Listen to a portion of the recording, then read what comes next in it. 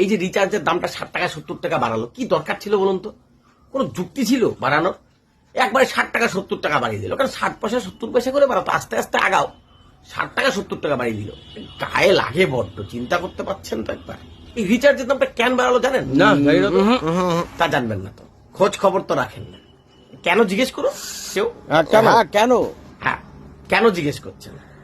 এই যে আম্বানিদার ছেলের এই যে বিয়ের আগের কি একটা ওইটা অনুষ্ঠান হয়তো বলে, pre-wedding। প্রি ওয়েডিং, এই অনুষ্ঠানে এই যে জাঁকজমক ভাবে করলো, করে এই যে খরচাটা হলো, এই খরচাটা কোথা থেকে তুলবে?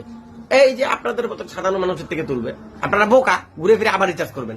উচিত কি 1 মাস রিচার্জ না করা, মোবাইল এটা ঠিক, একটু সাহায্য করা দরকার রিচার্জ না। তাহলে আপনিও রিচার্জ করছেন না তো? আমি তো রিচার্জ করবো। কেন? আমি তো বিএসএনএল ইউজ করি।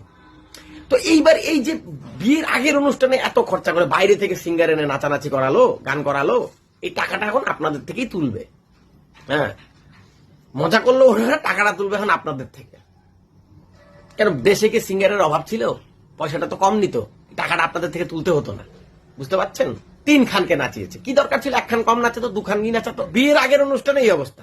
বিয়ের অনুষ্ঠানে কি হবে? আপনাদের সবার মোবাইল বিক্রি করে ওনার মাছ মাংসের ঋণ শোধ করতে হবে।